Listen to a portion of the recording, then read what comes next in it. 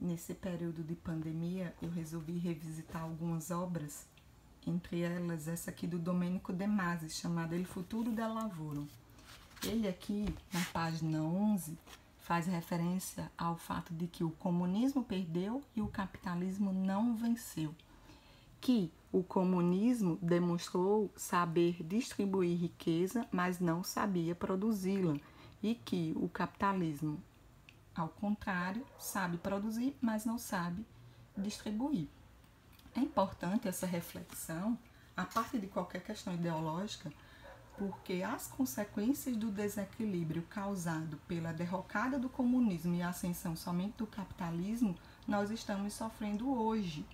Por quê? Porque com esse hipercapitalismo, o Estado foi se afastando das questões sociais, dos direitos sociais e se aproximando de forma intensa dos interesses correlacionados aí ao mercado financeiro.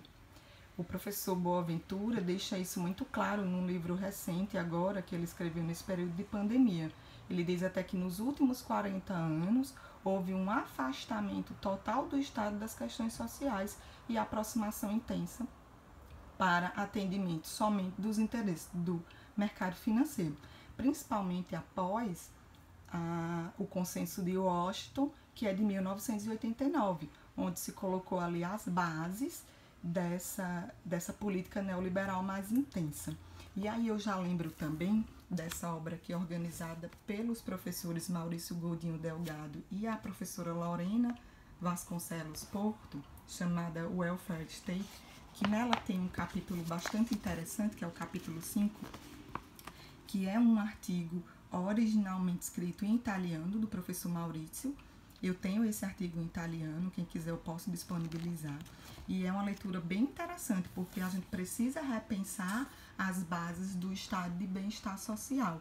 E essas políticas de socorro aos mais afetados nesse período de pandemia, com os benefícios como o Corona Voucher ou o BEM, chamado também de BEPER, essa política de socorro é uma política que está relacionada à efetivação aí de direitos sociais e que me faz lembrar muito o estado de bem-estar social. Também nesse contexto de pandemia, eu resolvi dar uma olhada aqui. Essa obra também não é nova, é do professor Ricardo Antunes, organizada pelo professor Ricardo Antunes, chamada Infoproletários. E aqui tem um texto da professora Úrsula, intitulado A Construção de um Cybertariado, trabalho virtual no mundo real. Hoje em dia o que a gente mais faz é trabalho virtual. Nós estamos com muito mais intensidade tendo esses cybertariados. Por quê? Porque não podemos estar aí numa aproximação no mundo real e estamos desenvolvendo as nossas atividades nesse meio virtual. Então, esse contexto aí me fez muito lembrar esse artigo que eu deixo como dica de leitura também.